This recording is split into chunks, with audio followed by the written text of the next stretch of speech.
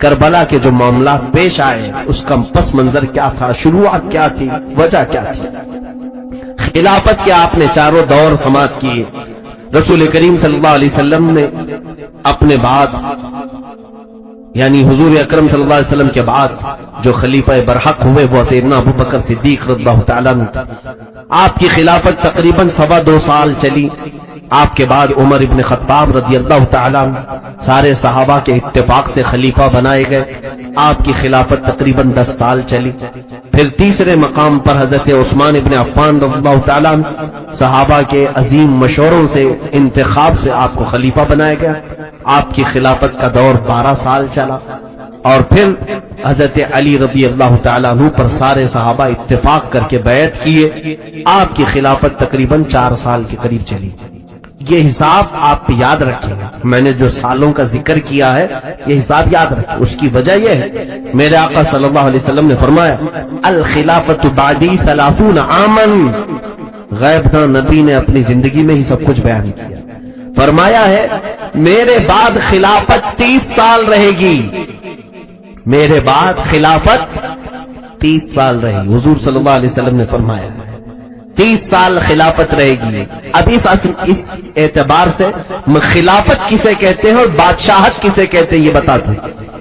خلافت راشدہ اور خلفائے راشدین ہم جن کو کہتے ہیں وہ یہی 4 ہیں۔ بعض ائمہ کرام نے امام حسن مجتبی رضی اللہ تعالیٰ عنہ کو بھی خلفائے راشدین میں شامل کیا ہے 6 مہینے کے لیے، اگرچہ تاریخ کے اعتبار سے 2.5 سال حضرت ابو بکر کے، 10 سال حضرت عمر فاروق کے، کتنے ہوئے 12.5 سال، اور 12 سال حضرت عثمان ابن عفان کے، کتنے سال ہوئے 24.5 سال، اور 4 سال حضرت علی کے،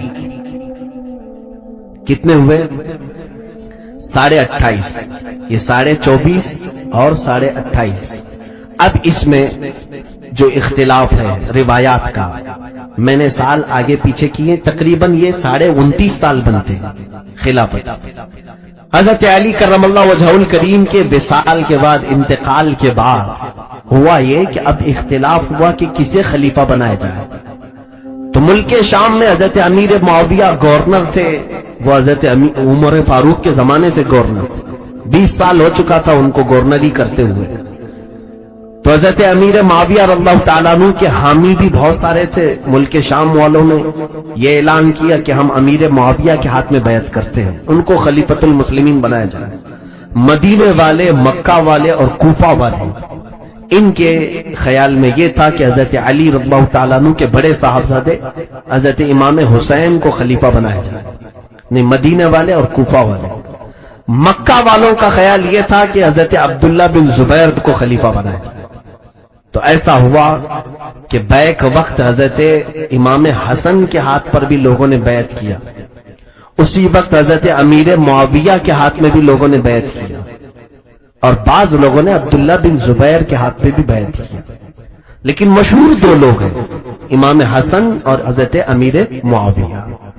اب دیکھیں حضرت امام حسن رضی اللہ تعالیٰ عنہ کی خلافت کا اعلان ہو گیا، 29.5 سال ان کے ہو گئے، تقریباً 29 سال 4 مہینے۔ یہ چاروں خلفاء کا زمانہ کتنے سال گزرا؟ 29 سال اور 4 مہینے۔ تو یہاں سے حضرت امام حسن رضی اللہ تعالیٰ عنہ جیسی خلیفہ ہوئے، سارے لوگوں نے آپ کے ہاتھ پر بیعت کیا۔ آپ کے ہاتھ پر بیعت کرنے کے بعد امن و امان تھا، لیکن امام حسن رضی اللہ تعالیٰ عنہ یہ پسند نہیں کر رہے تھے کہ ایک میان میں 2 تلواریں ہوں۔ پوری امت کی باغ ڈور سنبھالنے کے لیے 2 خلیفہ مناسب نہیں، ایک ہی خلیفہ ہونا چاہیے۔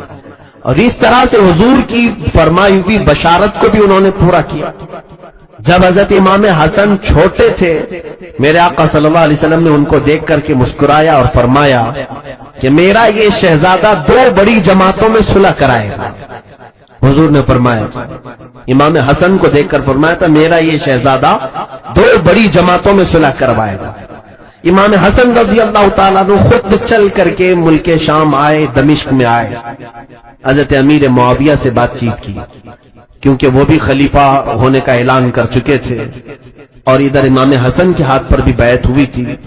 आपसी उन लोगों की बात हुई और तय हुए कुछ शराइत रखे गए। इमाम हसन रज़ियल्लाहु ताला अन्हु ने अपनी खिलाफत से दस्तबरदारी का ऐलान किया और कहा, मैं अपनी खिलाफत से दस्तबरदारी करता हूं और अमीर मुआविया के हवाले करता हूं। हजरत इमाम हसन अपनी खिलाफत किसके हवाले किए? अमीर मुआविया रज़ियल्लाहु ताला। जब आप दस्तबरदारी का ऐलान किए उस वक्त तकरीबन आपकी खिलाफत को 8 महीने गुजर रहे थे, बाद में 6 महीने गुजरे थे। इस एतबार से पूरे कितने साल हुए? 30 साल हुए। मेरे आका सल्लल्लाहु अलैहि वसल्लम ने फरमाया, मेरे बाद खिलाफत 30 साल रहेगी। तो खिलाफत का लफ्ज जो है वो अबू बकर, उमर, उस्मान, अली रज़ी अल्लाह ताला अन्हुम और इमाम हसन की खिलाफत पर ही किया जाता है। उसके बाद हज़रत अमीर मुआविया, अगरचे वो खलीफा बरहक रहे लेकिन मुलूकियत का लफ्ज इस्तेमाल किया जाता है। आपकी भी खिलाफत का दौर लंबा चला, तकरीबन 20 साल तक। हज़रत अमीर मुआविया रज़ियल्लाहु ताला अन्हु तकरीबन 20 साल गवर्नर रहे और हज़रत अली रज़ियल्लाहु ताला अन्हु की शहादत के बाद हज़रत अमीर मुआविया के हाथ पर सारे लोगों ने बैत किया और फिर आप इस तरह से मुल्क शाम ही नहीं बल्कि पूरी सल्तनत इस्लामिया के गवर्नर कहलाए। तकरीबन 60 हिजरी में हज़रत अमीर मुआविया रज़ियल्लाहु ताला अन्हु का इंतकाल हुआ। 60 हिजरी में जब इंतकाल हुआ, 40 हिजरी से लेकर 60 हिजरी तक 20 साल उन्होंने खिलाफत की। इस असना में कुछ जंगें भी हुई थी, कुछ मामलात भी हुए थे, लेकिन उन्होंने अहले बैत का बड़ा एहतराम भी किया। हसन मुश्तबा रज़ियल्लाहु ताला अन्हु को और अहले बैत को माहाना वजीफा भी जारी रखा था। जब उनका इंतकाल हुआ तो अब जो फितना शुरू हुआ वो सबसे बड़ा फितना। अमीर मुआविया के घर में एक बेटा पैदा हुआ था जिसका नाम यजीद वली। पूरी दुनिया जिस पर लानत करती है वो सहाबी रसूल का बेटा है, कातिबे कुरान का बेटा है। रसूल करीम सल्लल्लाहु ताला अलैहि वसल्लम के रिश्ते में हज़रत अमीर मुआविया साले लगते थे। लेकिन बुरा हो, इस्लाम में इस चीज को नहीं देखा गया है कि किसका बेटा है और किसका बाप है, बल्कि इस्लाम में यह देखा है कि उसका अमल क्या है। यजीद बड़ा हुआ, जवान हुआ और अमीर मुआविया रज़ियल्लाहु ताला अन्हु के नक्शे कदम पर चल नहीं सका। वो जवान था।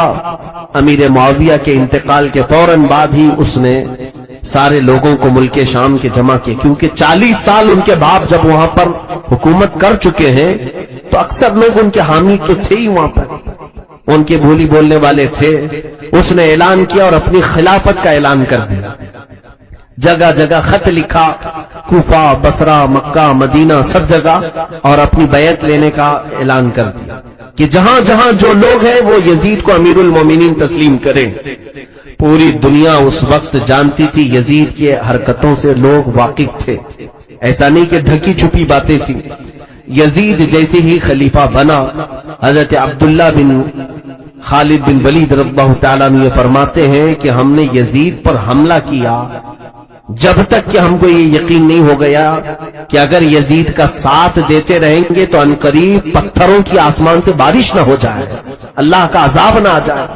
क्योंकि उसने ऐसे हालात मुल्क शाम में बनाए थे कि लोग अपनी बहनों और माओं से निकाह करने लग गए थे, इस्लाम की धज्जियां उड़ा दी थी, खुले आम शराब पी जा रही थी, जबकि इस्लाम का वो माजी जो खुलफाए राशिदीन के जमाने में था, शराब की एक बोतल की सप्लाई पर भी लोग कांपते थे। अगर कहीं से किसी के हाथ में आ जाए, कोड़े के डर, दुर्रे के डर और खौफ से लोग तो कांपते थे। यजीद ने उन चीजों को आम कर रखा था। फिस्क व फुजूर का बादशाह था, दिन भर, हत्ता के नमाजों से उसका कोई शगफ नहीं था। उसका रहन सहन भी ऐसा था, खाने का ऐसा शौकीन कि हर दिन अलग अलग जानवर ज़बाह कराए। और जो खेल कूद में उसे पसंद था वो बंदरों का खेल, कि बंदरों को पाल कर रखा था, उन्हें नचाना, उन्हें कुदाना और फिर मुर्गों की लड़ाई, ये उसे ज्यादा अजीज थी। आज भी बहुत सारे ऐसे यजीद होंगे जो जानवरों को लड़ाते हैं और मजे लेते हैं, यजीद की हरकतों में से है। दिन पूरा इसी में गुजरता था। खूबसूरत लड़कियों को ला करके दरबार खिलाफत में नचवाना, मुजरे करवाना, जिस्मों की नुमाइश करवाना यजीद के दरबार में यह आम चल रहा था। बताओ, जब अचानक इस्लाम का खलीफा ऐसा आज शख्स बन जाए, तो सहाबा तो उस वक्त मौजूद थे जिन्होंने रसूलुल्लाह को देखा, अबू बकर, उमर, उस्मान और अली जैसे खलीफाओं को देखा। क्या वो ऐसे बदकार शख्स के हाथ में हाथ दे देंगे? यजीद ने जोर और जबरदस्ती अपनी फौज के जरिए से, और जितने मन चले लोग थे उसकी फौज में दाखिल थे, क्योंकि उनको आजादी दे रखा था। ऐसे जितने औबाश अय्याश किस्म के लोग थे उन्हें पैसों से खूब नवाजता था, तो उसकी हिमायत करने वाले बहुत सारे लोग थे। हमने देखा है कि जिसके दिल में गुनाहों की मोहब्बत हो वो ऐसे बादशाहों को बहुत पसंद करते हैं। आज भी सऊदी अरब जाकर के हमें पता चला कि वहां की यंग जनरेशन, नई नस्ल, जवान लोग सबसे ज्यादा आज के उस वली अहद शहजादे से बहुत मोहब्बत करते हैं जिसने पूरे सऊदी को यहूदियों के हाथ में बेचा है। जो सिनेमा और क्लब, गुनाहों के अड्डे सऊदी अरब में खोल रहा है, उससे वहां की जवान नस्ल मोहब्बत कर रही है, कह रही है अच्छा बादशाह आया, हम लोगों को फ्रीडम दे रहा है, बहुत ज्यादा आजादी दे रहा है। जानते हैं, इस तरह हर दौर में गुनाहों के दिल दादे ऐसे बादशाहों के हामी बन जाते हैं। वहां के बूढ़े लोग आज भी कोस रहे हैं इन बादशाहों, लेकिन हिम्मत नहीं होती बोलने की, मारे जाते हैं। कई 100 उलमा को तो इन्होंने जेल में डाला है आज सऊदी में, क्योंकि इनके खिलाफ कहीं जुम्मा में बयान किया हो या पर्सनल महफिल में भी कुछ कहा हो शहजादे के मुतालिक या बादशाह के खानदान के मुतालिक, जेल में चला गया। हत्ता कि काबा के इमाम को भी तक इन्होंने अरेस्ट किया है, किसी को नहीं छोड़ा। ये इस जमाने का यजीद है जिसने आज अय्याशी के अड्डे खोले हैं। अब भी सऊदी अरब में एक शहर वो बनाने जा रहे हैं 5 स्टार, जहां बीच होगी और नंगी औरतें वहां पर लाई जाएंगी। 5 स्टार 7 स्टार होटल होंगे और उस पूरी सिटी का इंतजाम, इंसराम, उसमें इन्वेस्टमेंट पूरा इजराइल का होगा। तो ये सारी हरकतें आज हमारे दौर में हमें नजर आ रही हैं। तो मैं यहां से चिल्ला रहा हूं, मेरी क्या हैसियत है, मैं एक छोटा सा आदमी हूं, मैं दिन दूर बैठ करके अगर बोल रहा हूं, मुझे खौफ नहीं उनका, तो अंदाजा करो रसूलुल्लाह का शहजादा हुसैन आजम उन तमाम बुराइयों को कैसे बर्दाश्त करके खामोश रह सकता है। वो फातिमा का लाडला कैसे खामोश रह सकता? जहां शराब नोशी आम हो रही हो, गुनाहों की कसरत हो रही हो, उनका बोलना अपनी जगह पर हक था। उन्होंने बगावत नहीं की बल्कि आलम हक को बुलंद किया था। जब यजीद ने जोर और जबरदस्ती के साथ खिलाफत का ऐलान किया और अपनी बैत के लिए सारे जगह हुक्मनामे भेजे, मदीने में जो गवर्नर था उस वक्त वलीद बिन उक़बा, एक नरम दिल आदमी था, लेकिन यजीद ने उसको फौरन लेटर लिख करके भेजा कि पूरे मदीने वालों से मेरे बैत ले लेना और कहना कि अमीरुल मोमिनीन अब यजीद है, और सबसे पहले हुसैन इब्न अली से बैत लेना, फिर अब्दुल्ला बिन उमर, अब्दुल्ला बिन जुबैर, इन लोगों से बैत लेना। ये उस वक्त बड़े सहाबा में से थे, मदीने तैयबा के बड़े सहाबा में से थे। इनकी उम्रें 60 साल को हो चुकी थी। ये बड़ी उम्र के सहाबा वहां पर मदीने में थे। अब्दुल्ला इब्न उमर, उमर फारूक के बेटे हैं। अब्दुल्ला बिन जुबैर, हजरत जुबैर रज़ियल्लाहु ताला अन्हु के बेटे हैं। और हजरत इमाम हुसैन व अली मुर्तदा के बेटे हैं। इन तीनों को सबसे पहले बैत के लिए बुलाओ। तो वलीद बिन उक़बा ने पैगाम भेजा हजरत इमाम हुसैन को, कहा अमीर मुआविया का इंतकाल हो गया और उनका बेटा तख्त नशीन हो गया है, और उसने अपनी खिलाफत का ऐलान किया है और आप हजरात को बैत के लिए मुझे हुक्म दिया गया। इमाम हुसैन आए गवर्नर हाउस में जो मदीने का था। वलीद बिन उक़बा ने आहिस्ते से आपसे कहा, नरमी से कहा कि आप कबूल कर लें, आपके हक में अच्छा है। इमाम हुसैन ने कहा, मदीने में मैं अकेला थोड़ी ना हूं, पूरा मदीना मेरे नाना का वफादार है। ऐसा करो कि तुम गवर्नर हाउस से बाहर निकलो और सब में ऐलान कर दो, मुझे अंदर अकेले बुला करके क्यों ऐलान कर। वो जानता था कि हालात खराब हो जाएंगे। वलीद बिन उक़बा के पास एक शख्स बैठा हुआ था, मरवान बिन हकम, जो जालिम आदमी है, जिसके पैदा होते ही मेरे आका ने फरमाया था गिरगिट का बेटा गिरगिट पैदा हुआ। हुवल वज़अ इब्नुल वज़अ, مروان اس نے ولید سے کہا کہ اے گورنر، اگر تم حسین کو جانے دے دیا تو معاملہ خراب کر دیں گے، ابھی سے ان کی بیعت لے لو۔ ولید نے کہا میں کیسے زبردستی بیعت لے لوں، وہ بیعت اگر نہ کریں گے تو؟ وہ مروان نے کہا قتل کر ڈالو یہیں پہ۔ امام حسین پلٹ گئے اور کہا اے ظالم ابن زرقا، تو مجھے قتل کرے گا، مجھے قتل کرے گا؟ حضرت امام حسین رضی اللہ تعالیٰ عنہ نے حالات کو بھانپ لیا اور اس کے بعد واپس چلے گئے۔ پھر اس کے بعد دوسرے دن اس نے پھر بلوایا، ولید بن عقبہ نے تیسرے دن پھر بلایا۔ امام حسین نے دیکھا، ولید بن عقبہ معذرت کرنے لگا کہ اے امام حسین، آپ یا تو یزید کی بیعت قبول کر لیں یا تو پھر کوئی اور راستہ اختیار کریں، مجھے مجبور کیا جا رہا ہے، میں گورنر ہوں مدینے کا، میں نہیں چاہتا کہ آپ کے ساتھ میں کچھ بدتمیزی کروں، آپ رسول اللہ کے گھر والے ہیں۔ اس نے احترام تو کیا۔ امام حسین نے کہا یہ فیصلہ میرے حال پر چھوڑ دو۔ گئے اپنے گھر اور اپنے گھر والوں سے کہا اب مدینے کی زمین ہم سب پر تنگ ہو گئی ہے، اب حالات بدل چکے ہیں، ہمارے امتحان کی گھڑیاں قریب آ گئی ہیں۔ حضرت امام حسین رضی اللہ تعالیٰ عنہ اپنے گھر والوں میں سے کہا کون ہے جو میرے ساتھ مدینے سے ہجرت کر کے مکہ کی طرف آنا چاہتا ہے؟ میرے نانا ہجرت کر کے مکہ سے مدینے آئے تھے، مجھے مدینہ چھوڑ کر مکہ جانا پڑ رہا ہے۔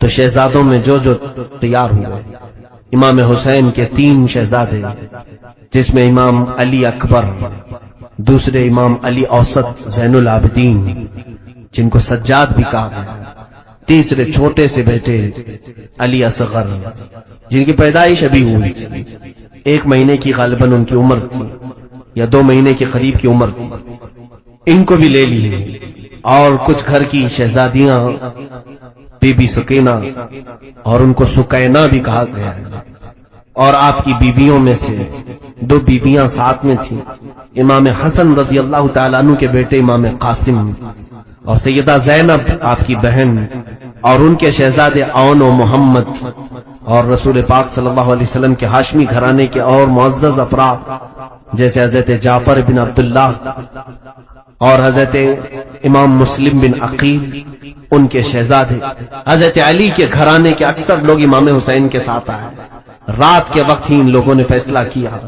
کہ آج ہی ہم یہاں مدینہ چھوڑ کر چلتے ہیں۔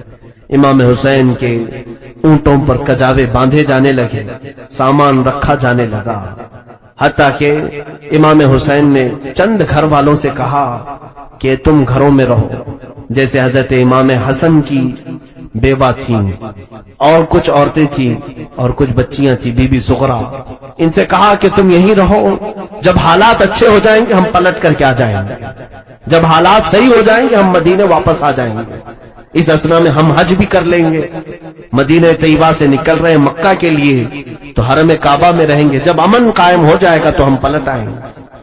یہ کہہ کر کے وہ نکلے، لیکن مدینے والوں کو یہ کیا خبر تھی کہ رسول اللہ کا یہ نوجوان ہمیشہ کے لیے مدینہ چھوڑ کر جا رہا ہے۔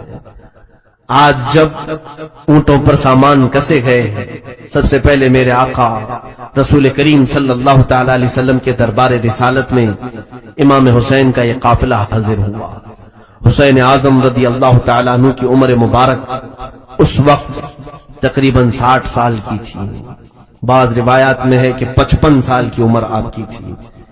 بہرحال اس عمر پاک میں جب آپ اپنے گھرانے کو لے کر حضور کے دربار میں حاضر آئے، قبر انور کے پاس کھڑے ہوئے تو بے اختیار آنسو نکل پڑے اور میرے آقا صلی اللہ تعالی علیہ وسلم سے فریاد کرنے لگے، کہا یا رسول اللہ صلی اللہ علیہ وسلم، آپ کا یہ وہی مدینہ ہے جہاں سے ہم گزرتے تھے تو لوگ ہمیں سلام کیا کرتے تھے، آپ کے کندھوں کی سواری اس شہر کی ہماری یادگار تھی، یا رسول اللہ صلی اللہ تعالی علیہ وسلم، آپ کا وہ حسین جس کو آپ نے کبھی دل آزاری کے لیے پسند نہیں کیا، کبھی میرے مولا نے میرا دل آزاری کو پسند نہیں کیا، وہ حسین کے لیے آج مدینہ تنگ ہے، ظالم یہ چاہتے ہیں کہ میں ان کے ہاتھ پر بیعت کر لوں اور آپ کی شریعت کو بیچ ڈالوں، آپ کے دین کا سودا کر لوں۔ اے میرے نانا جان، اگر اختیار میں ہوتا تو میں مدینے کو ترک کر کے کبھی نہیں جاتا۔ اے مسلمانوں، سوچو تو ذرا صحیح، آج ہم ہندوستان کے ہیں، 8 दिन मदीने की जियारत का मौका मिलता है अगर उम्रे में या हज में, वहां से छोड़ करके आने के वक्त हमारी कैफियत गैर हो जाती है। मेरे अल्लाह, हम मदीने से क्यों आ गए? रूह की तस्की वहीं रह गई। हमारे तो हाल ये होते हैं, तैबा से निकलना किसी आशिक से पूछिए, ऐसा लगे कि रूह बदन से निकल गई। जब मुसलमानान आलम आज मेरे मुस्तफा के मदीने को छोड़ना गवारा नहीं करते, जिनका बचपन वहां गुजरा, जिनकी पैदाइश उस मदीने में हुई, जिनका सारा घराना उसी मदीने में था, उन्हें अब जिंदगी के आखिरी मकाम पर मदीना छोड़ना पड़ रहा है। क्या गुजरा होगा उस वक्त मेरे आका सल्लल्लाहु तआला अलैहि वसल्लम के कल्ब पर, कब्र अनवर में। हुजूर अकरम सल्लल्लाहु तआला अलैहि वसल्लम हमेशा ये फरमाया करते थे, कभी हजरत इमाम हुसैन के रोने की आवाज आती तो हुजूर मस्जिद नबवी से छोड़कर फातिमा के घर चले जाते, कहते फातिमा जल्दी उसे चुप कराओ, हुसैन का रोना मुझे गवारा नहीं, हुसैन का रोना मुझे बर्दाश्त नहीं होता। वो रसूल करीम सल्लल्लाहु अलैहि वसल्लम की बारगाह में हुसैन आजम आज ज़ारो कतार आंसू बहा रहे थे और मदीने से रुखसती की इजाजत मांग रहे थे। रिवायात ये बताती हैं कि वहां पर मौजूद सारे लोग अश्कबार हो गए कि मदीने से सारी बरकतें हुसैन के साथ जा रही हैं। लोगों ने कहा हमें ऐसा लगा मदीने से कुल हमारा अमान उठ करके जा रहा है। मेरे आका के रोज़े अतहर की हाजिरी के बाद इमाम हुसैन जन्नतुल बकी आए, सैयदा कायनात फातिमतुज ज़हरा के सिरहाने के पास खड़े हुए और अपनी माँ को याद करते हुए रोने लग गए। कहा कि ऐ माँ, आपकी जिंदगी भर आपका ये हुसैन आपकी कब्र से कभी दूर नहीं रहा, मदीने से कभी दूर इमाम हुसैन गए नहीं थे, बल्कि जिस दिन वफात हुई थी फातिमतुज ज़हरा की, उस दिन भी वो सबसे ज्यादा अगर कोई काम कर रही थी तो हसन और हुसैन को नहलाने का काम, पहनाने का काम, इनके कपड़े तय करने का काम कर रही थी। इमाम अली मुर्तजा फरमाते हैं फातिमा को सबसे ज्यादा फिक्र हुसैन की हुआ करती थी कि इनका बचपना था। आज वो अपनी मां से इजाजत तलब कर रहे थे कि यजीद ने अपने दौरे जुल्म में खिलाफत के बहाने अच्छों को अपने नरगे में लेने का ऐलान किया है। हजरत बीबी फातिमतुज ज़हरा की कब्र पाक के पास ज़ारो कतार रोए और ये खानदान अहले बैत का काफिला निकला मक्का मुकर्रमा की तरफ खरामा खरामा चला। यकीनन वो मदीना तैयबा को आखिरी मर्तबा उन्होंने देखा था। जो शहजादे और शहजादियां उसमें चली थी, किसी को ये नहीं मालूम था कि करबला भी होने वाला है। कोई इस नीयत से नहीं निकले थे कि हम जंग करने के लिए जा रहे हैं, कत्ल क़िताल के लिए जा रहे हैं। नहीं, जो दुनिया ये कहती है कि हुसैन अपने घर से जंग के लिए निकले थे। जालिमो तारीख पढ़ो, वो तो अमन चाहते थे, वो अमन का मसीहा है। मदीने को खून का बाजार गर्म ना हो जाए मदीने में, इसलिए तो उन्होंने मदीने को छोड़ा और निकले रात के वक्त। जाहिर सी बात है खानदान अहले बैत में से जो बचे थे उनका कहना है, खास तौर पर इमाम ज़ैनुल आबिदीन फरमाते हैं, मैंने मेरे बाबा जान को देखा मदीने से निकलकर मक्का पहुंचने तक किसी से कलाम भी नहीं किया, किसी से बात तक नहीं किया, इसलिए कि जब कोई उनसे बात करने की कोशिश करता तो उनके हलक में आवाज रुंध जाती थी, मोटी हो जाती थी और रो पड़ते थे। और फिर अगर उनसे कोई खैरियत पूछता तो हुसैन इब्ने अली सिर्फ इतना ही कहते, उससे किस बात की खैरियत पूछ रहे हो जिसने अपने नाना का शहर छोड़ दिया, जिससे उसका अपना आबाई वतन छूट गया, उससे क्या खैरियत पूछ रहे हो। हिजरत बहुत सख्त मामलात होते हैं मेरे अजीजों। आपको अगर कभी अपना वतन छोड़ना पड़े तो पता चलेगा। अपने माँ बाप, अपने रिश्तेदार, अपने आइज़ा अक़रबा छोड़ करके आना हो, आंखों में बरसों तक की तस्वीरें नहीं जाती। उस माहौल को हम भूल नहीं पाते जहां हमारा बचपना गुजरा है। अजीजा ने गिरामी हुसैन इब्ने अली रज़ी अल्लाह तआला मक्का मुकर्रमा पहुंचे तो आपका शानदार इस्तकबाल भी। हजरत अब्दुल्ला बिन जुबैर रज़ियल्लाहु तआला अन्हु भी वहां थे, पहुंचे हुए थे। सबों ने आपका इस्तकबाल किया और मदीने तैयबा से आने के बाद सब लोगों ने कहा मुबारक हो आपको, मक्का मुकर्रमा अमन की जगह है, यहाँ जंग नहीं हो सकती। मक्का हरम है, वहां तो चूंटियों को मारना जायज नहीं, इंसानों की बात दूर की। قتل و قتال حرم میں جائز نہیں۔ مولا حسین حرم کعبہ میں داخل ہوئے، یہ رمضان سے پہلے کی بات تھی، تقریباً شعبان، آپ کی سواری مکہ میں داخل ہوئی، پورا رمضان المبارک آپ خانہ کعبہ میں رہے، حرم کعبہ میں رہے۔ رمضان کے بعد شوال جیسی آیا، اب کچھ حالات ایسے ہوئے کہ یزید نے اپنے خلفاء کو، اپنے گورنروں کو، اپنے امراء کو ہر جگہ پھیلا رکھا تھا، لیکن کوفہ ایک شہر ایسا تھا۔ کوفہ کی تھوڑی سی تاریخ میں آپ کو بتا دوں، کوفہ یہ 16 ہجری میں حضرت عمر فاروق رضی اللہ تعالیٰ عنہ کی خلافت کے زمانے میں بسایا گیا۔ شروع سے ہی یہاں پر حضرت علی کے چاہنے والوں کی کثرت تھی، مولا علی شیر خدا رضی اللہ تعالیٰ عنہ سے محبت کرنے والے بہت زیادہ تھے، اسی لیے حضرت علی نے بھی خلافت کو مدینے سے اٹھا کر کے کوفہ پہنچایا، اور حضرت علی کے زمانے میں دارالخلافہ، خلافت ہاؤس کوفہ میں ہی رہا۔ آپ کے انتقال کے بعد امام حسن رضی اللہ تعالیٰ عنہ بھی کافی دن کوفہ میں رہے، اور پھر آپ کو کوفہ والوں نے ہی زہر دے کر کے قتل کیا۔ حسن مجتبی رضی اللہ تعالیٰ عنہ امام حسین کے بڑے بھائی، زہر دے کر کے ان کا قتل کیا گیا۔ امام حسن رضی اللہ تعالیٰ عنہ کے ساتھ بھی اور حضرت علی کے ساتھ بھی غلط ہوا تھا کوفہ میں، لیکن وہاں کے لوگ اب بھی اسی بات کے قائل تھے کہ ہم اہل بیت کے ساتھ ہیں، رسول اللہ کے گھر والوں کے ساتھ ہیں۔ جب کوفہ والوں کو یہ معلوم ہوا کہ یزید خلیفہ بن چکا ہے، امیر معاویہ کا انتقال ہوا، تو وہ لوگ امیر معاویہ کو بھی پسند نہیں کرتے تھے۔ اب یزید بیٹھ گیا تو اور دشمنی میں جلنے لگے، کہا کہ ہم امیہ خاندان کو ہی نہیں پسند کرتے، خلافت کے حقدار تو علی کے گھر والے ہیں، حسین ابن علی کو چاہیے کہ وہ خلافت کا اعلان کرے، اپنے خلیفہ ہونے کا اعلان کرے۔ تو کوفہ والوں میں آپس میں یہ میٹنگیں ہونے لگی، ہم تو یزید کو خلیفہ نہیں مانیں۔ تو ان لوگوں کا کہنا اپنی جگہ پر صحیح تھا، یزید کو کیسے خلیفہ بانے۔ اس وقت نعمان بن بشیر وہاں کے گورنر تھے، صحابی رسول ہیں، نعمان بن بشیر یزید کے گورنر بن کر کے تھے۔ تو کوفہ والوں کا ایسا سلوک تھا کہ نعمان بن بشیر کے پیچھے بھی نماز نہیں پڑھتے تھے کہ یزید کا گورنر ہے، نہ عید پڑھنے کے لیے جاتے تھے۔ جب یہ حالات ایسے ہوئے اور کوفہ والوں کو یہ معلوم ہوا کہ امام حسین نے بھی یزید کی بیعت سے انکار کر دیا ہے اور مدینہ چھوڑ کر مکہ آ چکے ہیں، تو پھر کوفہ والوں کو ایک اور سہارا ملنا، یعنی ایک امید جاگ گئی، ان کو ایسا لگا ایک سہارا مل جائے، اور یہ سوچا کیوں نہ ہم امام حسین کو یہاں بلا لیں، کیونکہ ہم بھی یہ چاہتے ہیں کہ یزید خلیفہ نہ ہو، امام حسین آئیں گے تو ہم دل و جان سے ان کو خلیفہ بنائیں گے اور ان کے ہاتھ پر بیعت کریں۔ یہ معاملہ پیش آیا تو کوفہ والوں نے آپس میں میٹنگیں شروع کی، دن رات میٹنگ ہوتی تھی کہ حسین ابن علی کو کیسے بلایا جائے۔ بعد میں طے ہوا کہ ہم معزز لوگوں کے ذریعے سے خط بھیجتے ہیں مکہ اور امام حسین کو طلب کرتے ہیں۔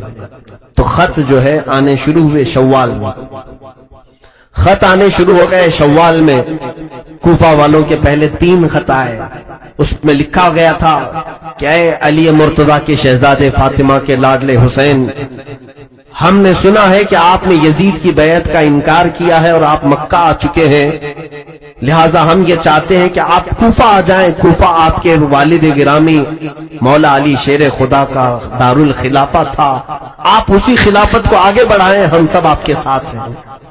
ان خطوں میں لکھا ہوا تھا، اور حضرت عبداللہ بن زبیر وہاں پر تھے، امام حسین کو انہوں نے کہا ان خطوں پر آپ بھروسہ مت کریں۔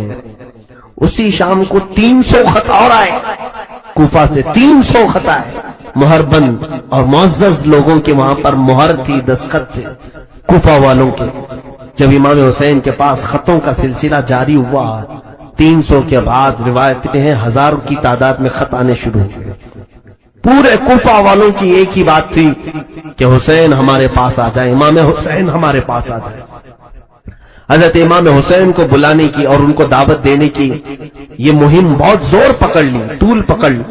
اس کے بعد امام حسین نے اپنے گھر والوں سے مشورہ کیا، کیا ہم مکہ میں ہی پوری زندگی کاٹ دیں یا پھر کوفہ جائیں؟ کوفہ جا کر کے ہم دیکھتے ہیں۔ تو سارے لوگوں نے کہا کہ کوفہ نہ جائیں۔ وہ لوگوں نے حضرت علی کے ساتھ بھی اچھا معاملہ نہیں کیا، امام حسن کے ساتھ بھی اچھا معاملہ نہیں کیا۔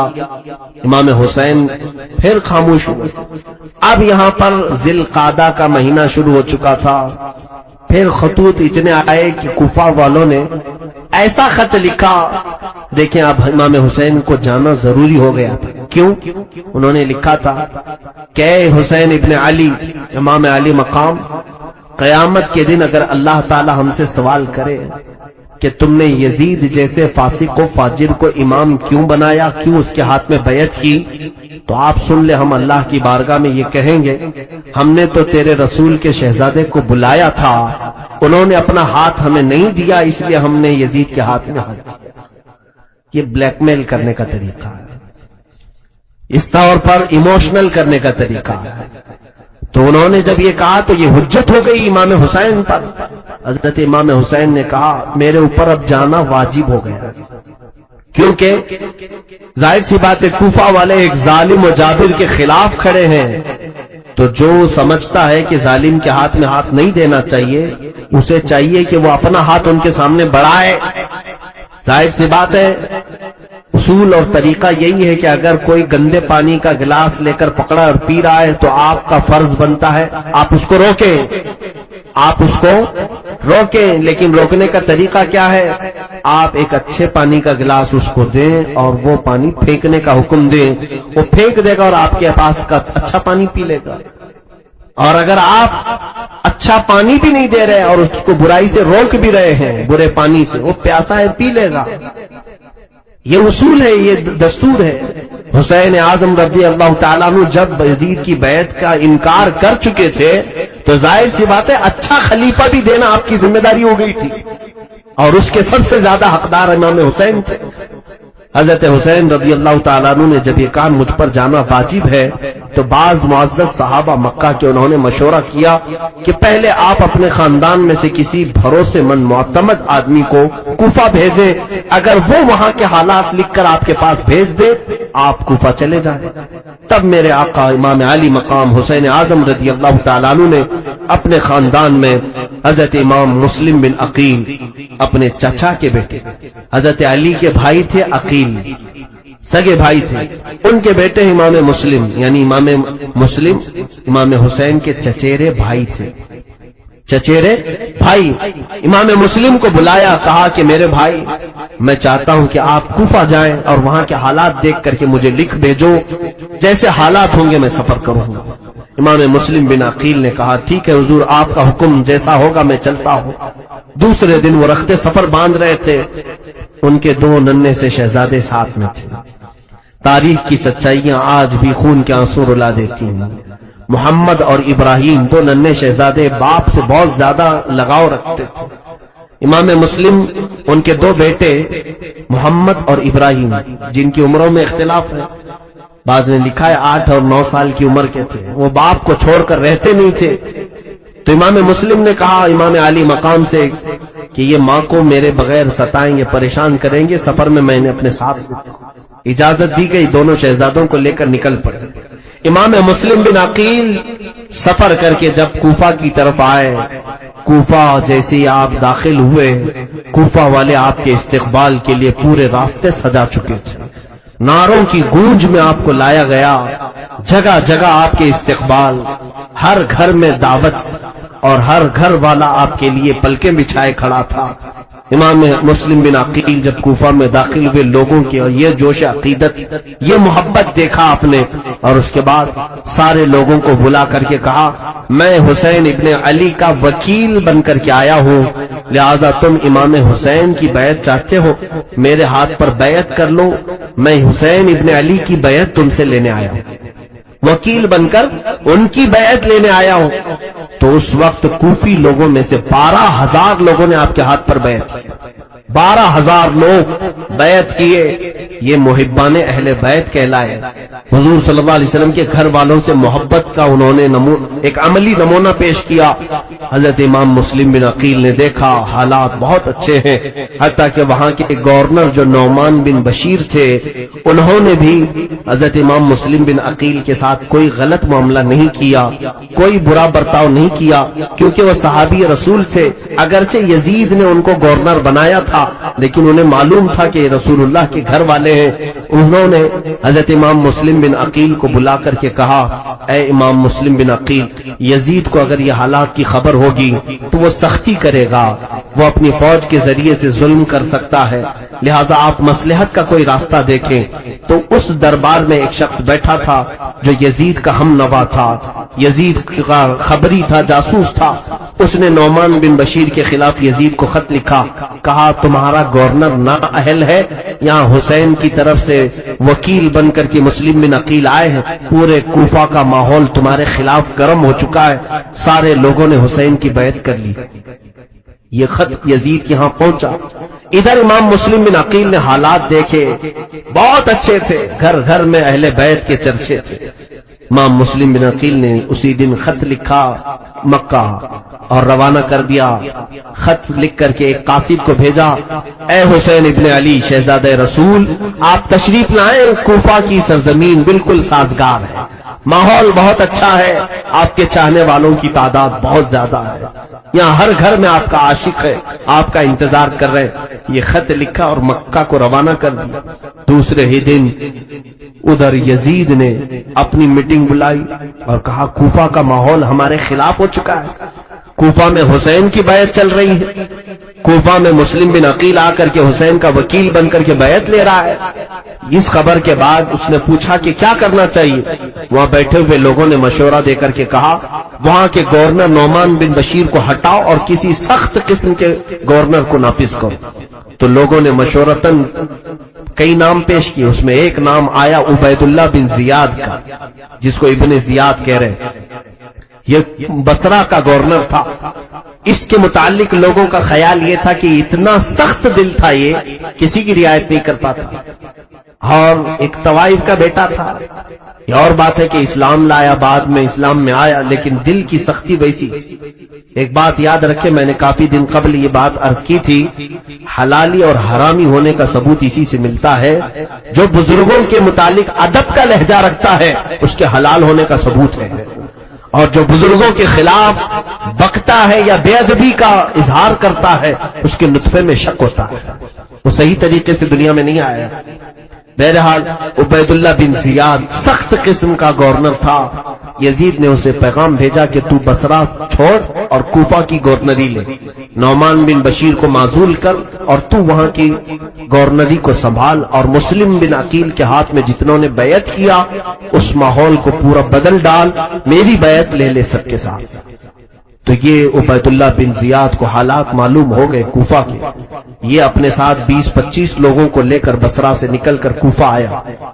مغرب اور عشاء کا وقت تھا، بیچ کے رات کے وقت مدینے سے آنے والا جو راستہ تھا، مکہ سے آنے والا جو راستہ تھا، اس راستے سے یہ کوفہ میں داخل ہوا۔ لوگوں کو ایسا لگا کہ امام حسین آ گئے ہیں، امام حسین آنے والے تھے کیونکہ خط بھی جا چکا تھا۔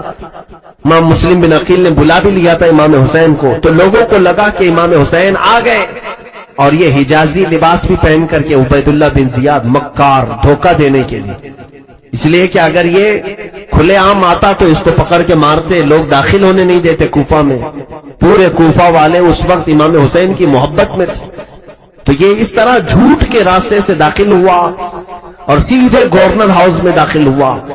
اندر جا کر کے لوگوں کی بھیڑ تھی، یہ چہرے پر نقاب ڈالے ہوئے چلا جا رہا تھا، اونٹ پر بیٹھا تھا، لوگ نعرے لگا رہے تھے امام حسین ابن علی کے، لیکن یہ مردود کسی کو جواب نہیں دیتا تھا۔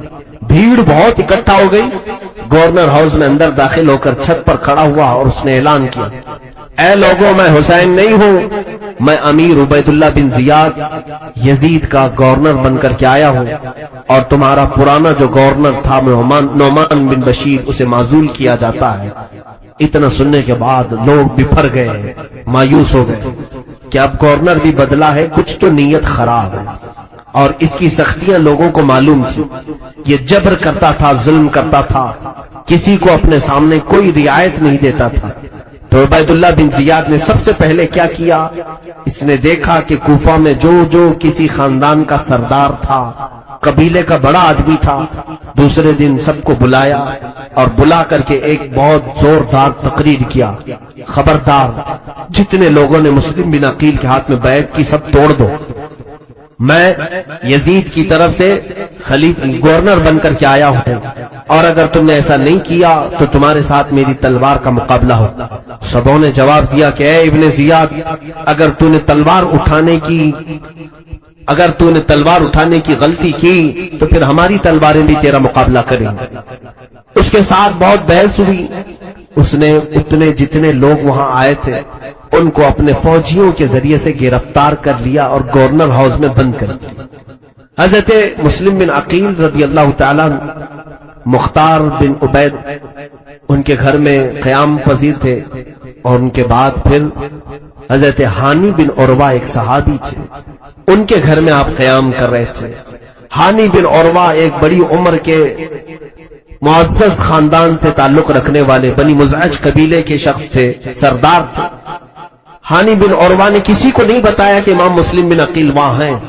امام مسلم کے ساتھ اب حالات کیا ہوئے دیکھیں۔ دوسرے دن امام مسلم بن عقیل نے پورے کوفہ والوں کا آواز دی، کہا کہ اے کوفہ والوں چلو اور گورنر ہاؤس کا گھیراؤ کرتے ہیں۔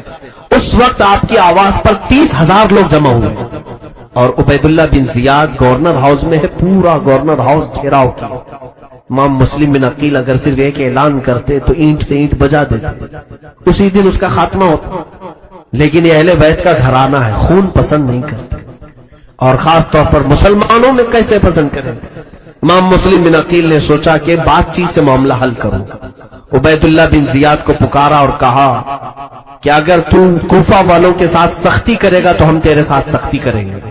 اس نے ماحول کو گرم دیکھ کر کے کیا کیا، جتنے وہ سرداروں کو نظر بند کر کے رکھا تھا ان کو گورنر ہاؤس میں پھر سے طلب کیا اور کہا جتنے تمہارے خاندان والے گھروں والے یہ آئے ہیں مسلم بن عقیل کے ساتھ، چھت پر چڑھ کر کے انہیں اعلان کر دو کہ سب مسلم کی سے الگ ہو جائیں، نہیں تو پھر تمہارے خاندانوں کو بھی میں تباہ کر دوں گا اور تمہاری گردنوں کو بھی صحیح نہیں چھوڑوں گی۔ ان پر یہ بات اثر کر گئی، وہ سب کھڑے ہوئے، ان کے خاندانوں والے بہت سارے تھے مسلم بن عقیل کے ساتھ، تو سبوں نے چھت پر کھڑے ہو کر کے کہا کہ اے لوگوں، اگر ہماری جان کی امان چاہتے ہو تو چھوڑ کے ہٹ جاؤ، امام مسلم بن عقیل کے سے ہٹ جاؤ، یہ عبید اللہ بن زیاد اور یزید بہت سخت ہیں، تمہیں بھی مار ڈالیں گے ہمیں بھی مار ڈالیں گے۔ ان لوگوں کو جب چھت پر چڑھے ہوئے دیکھا تو سب کی نیتیں بدل گئیں، ارادے بدل گئے، سب منتشر ہو گئے، یہاں تک کہ روایت میں امام مسلم بن عقیل اس دن شام میں جب مغرب کی نماز اور عشاء کی نماز کوفہ کی جامع مسجد میں پڑھانے کے لیے تھے تو تقریباً 12,000 لوگ آپ کے پیچھے نماز پڑھ رہے تھے، 12,000 لوگ نماز پڑھ رہے تھے۔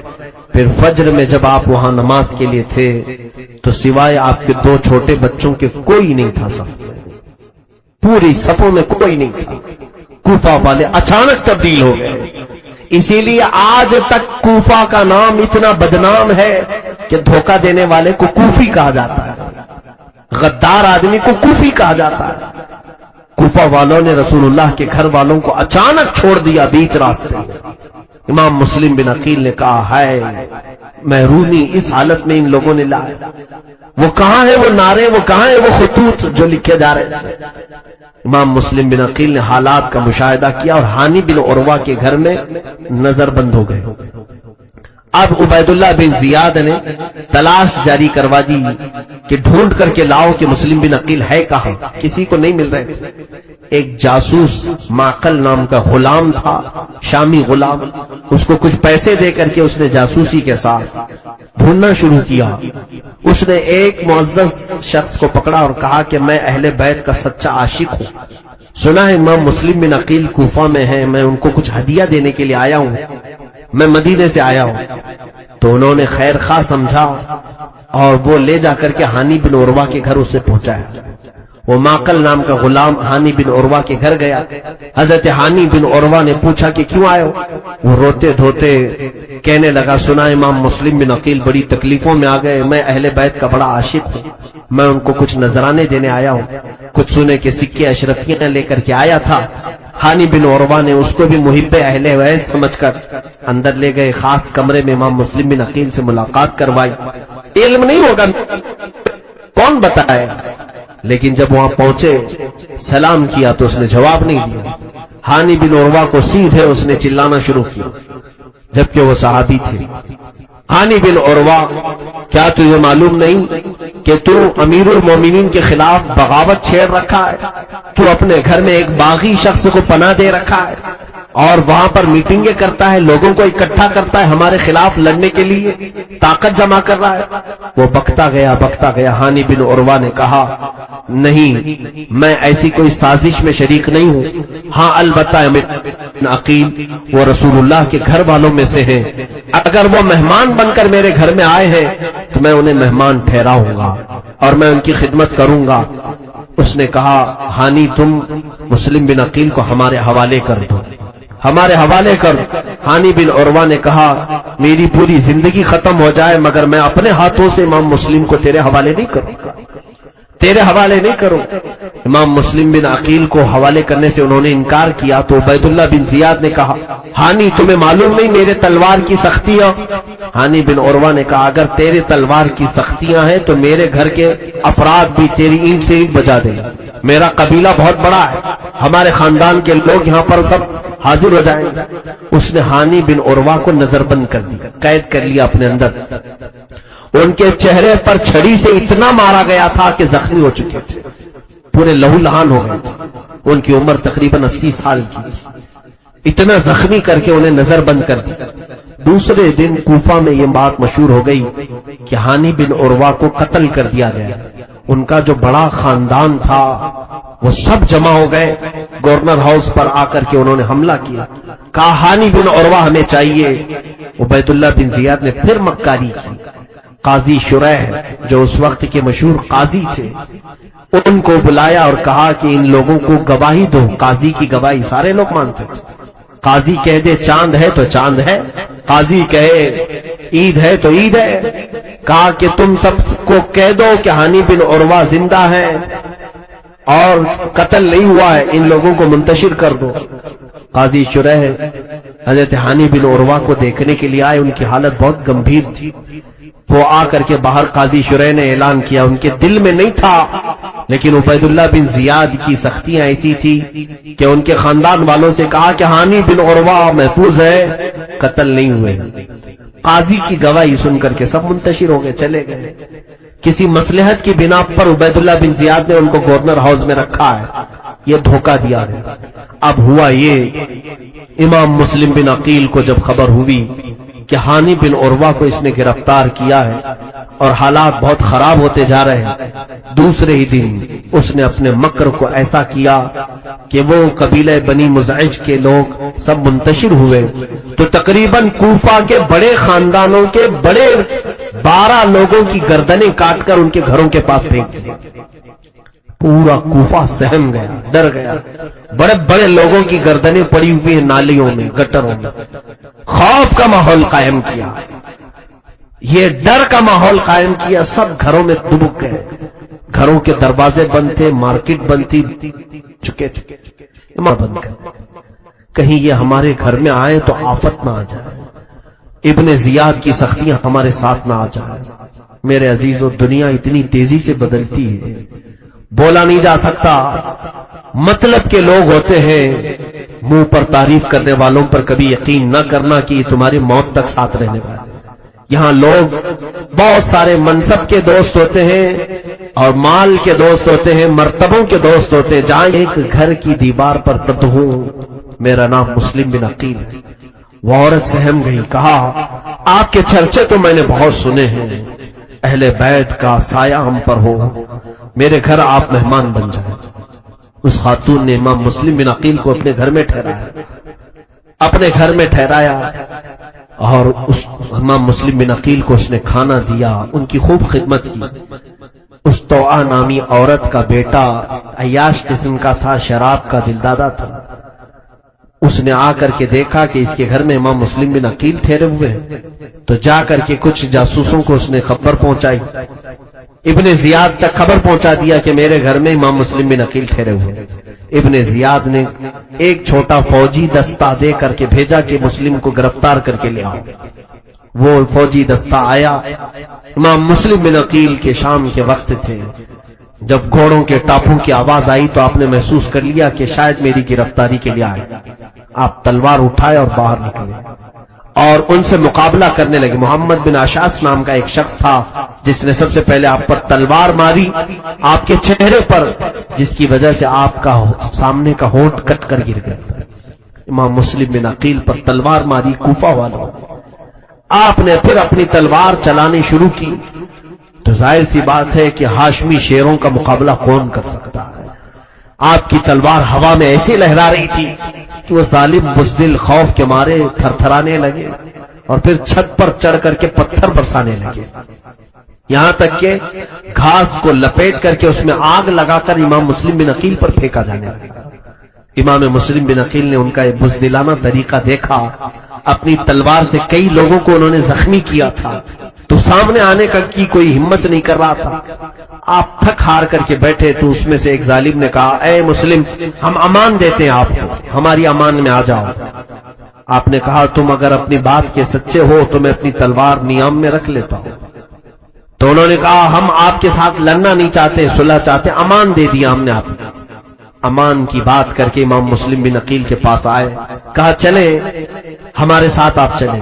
ایک گاڑی پر، اس وقت کی جو یکا گاڑی تھی، گھوڑا گاڑی، اس پر بٹھایا.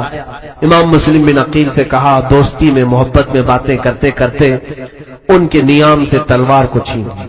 اگر تم نے امان دے دیا ہے تو تلوار کیوں نکال لی؟ کہا نہیں، آپ سے لڑنے کا کوئی ہمارا ارادہ نہیں. پھر دھیرے سے آپ کے دونوں ہاتھ اور پیر کو بھی باندھ دیا اور اس حالت میں گورنر ہاؤس تک وہ لوگ لے کر کے آئے، جبکہ امام مسلم بن عقیل کو امان دے کر کے اپنے گھر لے جانے کی بات کرنے والے لوگ امام مسلم بن عقیل کو ابن زیاد کے گھر لے آئے. یہاں گورنر ہاؤس پر جب پہنچے تو یہاں بہت سارے لوگ تماشا دیکھنے کے لیے پہلے سے کھڑے تھے. امام مسلم بن عقیل آئے گورنر ہاؤس میں. یہ آپ کی شجاعت اور جواں مردی کو دیکھیں. آپ جیسے داخل ہوئے وہاں پر پانی کا ایک مٹکا رکھا ہوا تھا. آپ نے لوگوں سے کہا کہ پانی پلاؤ. تو ایک شخص نے کہا، اس میں سے تمہیں ایک بوند بھی پانی نہیں دیا جائے. امام مسلم بن عقیل نے جب ان کا یہ رویہ دیکھا تو بہرحال ایک شخص وہاں پر بیٹھا ہوا تھا، بوڑھا شخص. اس نے لوگوں کو کوستے ہوئے کہا کہ اے لوگوں، دنیا کیا کہے گی کہ ایک گھونٹ پانی بھی نہ دو گے؟ تو بعض لوگوں نے اس بوڑھے کی آواز سن کر ایک کھٹوری پانی لائے اور امام مسلم بن عقیل کو دیا. گورنر ہاؤس میں اوپر چڑھنے سے پہلے آپ نے اپنے ہاتھ میں کھٹوری لی، پانی کو منہ لگایا، خون کے قطرے پانی میں گر گئے. کھٹورے کا پانی رنگین ہوا. آپ نے پانی پھینک دیا، کہا دوسرا پانی ہو تو دے دو. دوسرے کھٹوری میں پھر پانی لایا گیا اور پھر اس میں ہونٹ کا خون گرنے لگا، حتیٰ کہ تیسری مرتبہ لایا گیا تو آپ کے 2 دانت کٹ کر کے اس میں گر گئے. امام مسلم بن عقیل نے وہ پانی پھینک دیا. کہا شاید اب میری حیات میں پانی نہیں لکھا گیا. میں یہاں پر رک کر کے کہنا چاہتا ہوں، پانی تو اس وقت پی سکتے تھے. جان بچانے کے لیے کسی بھی طرح کا پانی مل جائے 2 گھونٹ پینے میں کوئی مذائقہ نہیں. اسلام اس بات کی اجازت دیتا ہے. مگر اس ہاشمی جوان نے پورے نوجوانوں کو یہ درس دیا ہے کہ خون ملا ہوا پانی وہ اپنی آخری حیات میں پینا پسند نہیں کرتے. تو جو لوگ شراب اور بیئر خوب مزے سے پیتے ہیں وہ کیا جواب دیں؟ قیامت کے دن نشے والی چیزیں استعمال کرنے والے امام مسلم بن عقیل کو کیا جواب دیں؟ رب ذوالجلال کے حضور تمہارا سوال ہونے والا ہے کہ تمہیں آج مزے سے، مال کی چربی سے سارے نشے کر جاتے ہو. وہاں تو ان کی ہونٹ کٹ گئے تھے تب بھی پانی نہیں پی پا رہے تھے کہ خون گرا ہوا پانی میرے لیے جائز نہیں. اسی حال میں گورنر ہاؤس میں پہنچائے گئے. عبید اللہ بن زیاد کو آپ نے سلام نہیں کیا تو دربار میں بیٹھے ہوئے لوگوں نے کہا، اے مسلم بن عقیل، یہ امیر کوفہ ہے، گورنر ہے آپ کا، آپ سلام نہیں کیے اس کو؟ آپ نے کہا اگر یہ میرے قتل کا ارادہ کیا ہے تو اس کو کوئی سلامتی نہیں، اور اگر یہ صلح کی بات کرتا ہے تو اسے 1000 سلام ہوا. عبید اللہ بن زیاد نے کہا کہ اے مسلم بن عقیل، تم بات کرنے میں بڑے جری ہو. اب یہاں جو ان دونوں کا مکالمہ ہوا، جو بحث ہوئی، وہ بڑی قابل شنید ہے، سننے کے قابل. امام مسلم بن عقیل سے اس نے کہا کہ آپ نے یہاں کوفہ کا ماحول بگاڑ دیا، امیر المومنین یزید کے خلاف ماحول گرم کیا، سارے لوگوں کے ساتھ آپ نے حسین کی وکالت پہ بیعت لی، اور سارے لوگ ایک ہی بات یہاں کرتے تھے، آپ نے 2 جماعتیں بنا دی۔ امام مسلم بن عقیل نے کہا تجھے غلط خبر ملی، یہاں کے لوگوں نے ہمیں دعوت دے کر کے بلایا، یہ یزید سے راضی نہیں تھے، یزید کے فسق و فجور کے خلاف تھے، اور ہم حسین ابن علی کی وکالت میں ان سے بیعت لینے کے لیے خود نہیں آئے، بلائے گئے ہیں۔ عبید اللہ بن زیاد کے ساتھ جو مکالمہ ہو رہا تھا، امام مسلم بن عقیل سے اس نے کہا اب بھی تمہارے لیے وقت ہے کہ تم یہ تمام چیزوں سے باز آ جاؤ اور کوفہ والوں سے کہہ دو کہ یزید حق پر ہے، جو کچھ بھی میں نے بیعت لیا تھا وہ ساری بیعت یزید کے حق میں کر دو۔ حضرت امام مسلم بن عقیل نے کہا کہ میری زندگی سے کیا تو یہ امید رکھتا ہے کہ میں رسول کا غدار ہو جاؤں، خاندان رسول سے بے وفائی کروں؟ اے ابن زیاد، تو رسول اللہ کے گھر والوں سے یہ کبھی بھول کر امید نہ رکھنا، شاید تیری نسل میں خطا ہے جس کی وجہ سے تو اس طرح کی باتیں کرتا ہے۔ وہ بہت برہم ہو گیا، غصے میں آیا اور کہا آپ کے خاندان پر اس نے تانا مارنا شروع کیا، کہا کہ تمہارے گھر والے ایسے تھے ویسے تھے معاذ اللہ۔ تو اس نے جب حضرت امام مسلم بن عقیل کے گھر والوں کو، حضرت علی کو کوسنا شروع کیا، حضرت فاطمہ کو، تو وہاں پر ایک بہت ہی بڑی عمر کے شخص بیٹھے ہوئے تھے جو نابینا تھے، وہ کھڑے ہوئے اور کہا کذاب ابن کذاب، عبید اللہ بن زیاد جھوٹا اور جھوٹے کا بیٹا ہے، تو نے فاطمہ اور علی کے متعلق ایسے جملے کیسے استعمال کیے؟ ان کو برداشت نہیں ہوا، ابن زیاد نے وہیں پر تلوار اٹھائی اور اس بوڑھے شخص کا قتل کر دیا۔ اس کے بعد امام مسلم بن عقیل سے کہا کوئی بات اور ہے تو بتا دو۔ آپ نے کہا کوئی مجمع میں ہے تو میں ایک وصیت کرنا چاہتا ہوں، کوئی میری وصیت سننے والا ہے؟ کوئی ایک بھی شخص آپ کی وصیت سننے کو تیار نہیں۔ وہاں ایک شخص بیٹھا ہوا تھا ابن سعد، وہ سعد ابن ابی وقاص کا بیٹا تھا، عمرو بن سعد۔ اس کو بلایا، تو قریش خاندان سے ہے، آجا میں ایک وصیت کرتا ہوں۔ وہ نہیں آئے، کہا نہیں مجھے کوئی وصیت سننا نہیں۔ عبید اللہ بن زیاد نے کہا سن لے جا کر۔ وہ آیا، امام مسلم بن عقیل نے کہا میری وصیت صرف اتنی ہے کہ کوفہ میں فلاں کے 700 دینار قرض تھے وہ ادا کر دینا، اور دوسری وصیت یہ ہے کہ امام حسین ابن علی کو خط لکھا تھا میں، یہاں کے حالات اچھے ہیں، تو برائے مہربانی کسی اور کو قاصد بنا کر بھیج دینا اور کہنا کہ یہاں نہ آئیں، اپنا سفر ملتوی کر دے، مکہ میں ہی رہیں۔ تیسری وصیت یہ ہے کہ اگر میں قتل کیا جاؤں تو میری لاش کو کسی اچھی جگہ دفن کر دے۔ آپ نے وصیت کی، پورے مجمع میں وہ آ کر کے سناتا ہے، ٹھٹا مار کر کے لوگ ہنستے ہیں۔ امام مسلم بن عقیل کی وصیتوں کا مذاق اڑایا جانے لگا۔ عبید اللہ بن زیاد نے کہا کہ اے مسلم بن عقیل اب تم کیا موت سے ڈر رہے ہو؟ امام مسلم بن عقیل نے کہا اگر موت سے خوف کھانا تجھے نظر آتا ہے تو میرے ہاتھ میں بھی تلوار دے اور تو اپنے ہاتھ میں بھی تلوار دے، اور پھر آ جا اور دیکھتے ہیں کہ موت سے کون خوف کھاتا ہے۔ کٹا ہے ہونٹ پھر بھی اس کو دعوت مقابلہ دے جائے۔ یہ ہاشمی جوانوں کی شجاعت ہے۔ امام مسلم بن عقیل کی یہ آواز سن کر اس نے جلادوں کو بلایا اور کہا کہ مسلم بن عقیل پر اتنے کوڑے مارو، اتنے کوڑے مارو، اور ان کو اوپر کی سیڑھیوں سے نیچے دھکیل۔ آپ پر کوڑے مارنا شروع کیا جلادوں نے۔ جن لوگوں نے ہاتھ میں ہاتھ دے کر بیعت کیا تھا آج اس نرم و نازک بدن پر وہ کوڑے برسانے لگے۔ ہر کوڑے پر آپ اللہ اکبر اللہ اکبر کہتے تھے، اور اس کے بعد اونچی سیڑھیوں سے آپ کو دھکیلا گیا یہاں تک کہ جسم کی ہر ہڈی کو توڑا گیا۔ جب زمین پر آپ گر گئے تو آپ کے جسم مبارک سے آپ کے سر کو الگ کر دیا، اور آپ کے سر کو الگ کر کے کوفہ کے گورنر ہاؤس کے سامنے ایک کھمبے میں آپ کا سر ڈال کر کے لٹکایا گیا۔ پورے کوفہ والوں کو دعوت دے کر کے گورنر ہاؤس بلایا گیا۔ دیکھو یزید کے خلاف آواز اٹھانے والے کا یہ حشر ہوتا ہے۔ انا للہ و انا الیہ راجعون۔ امام مسلم بن عقیل کی اس دردناک شہادت نے پورے کوفہ والوں کو ڈرا دیا تھا۔ میرے عزیزوں، یہاں رک کر کے میں ایک بات کہنا چاہوں گا، اسی کو تو موب لنچنگ کہتے ہیں، یہی تو ماب لنچنگ ہے، تنہا کسی کو پکڑنا اور کئی کتے ایک ساتھ بھڑ جائیں ایک شیر کے ساتھ۔ یہ کوفہ والوں کی حرکتیں تھیں جو آج بھی ہمارے ملک میں دہرائی جا رہی ہیں۔ یہ کس لیے کی جاتی ہیں؟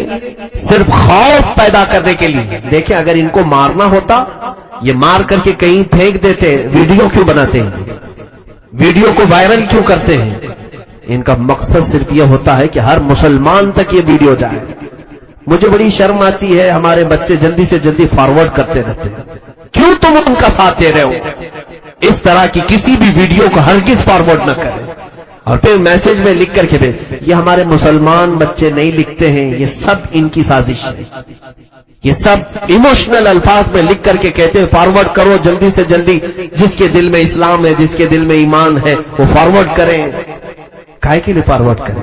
جس کے پاس جائے کمزور دل والا اور ڈر جائے، اور ڈر جائے۔ یہ سب تحریر بھی ان کی لکھی ہوئی ہوتی ہے، مارتے بھی یہی ہے، ویڈیو بھی یہی بناتے ہیں۔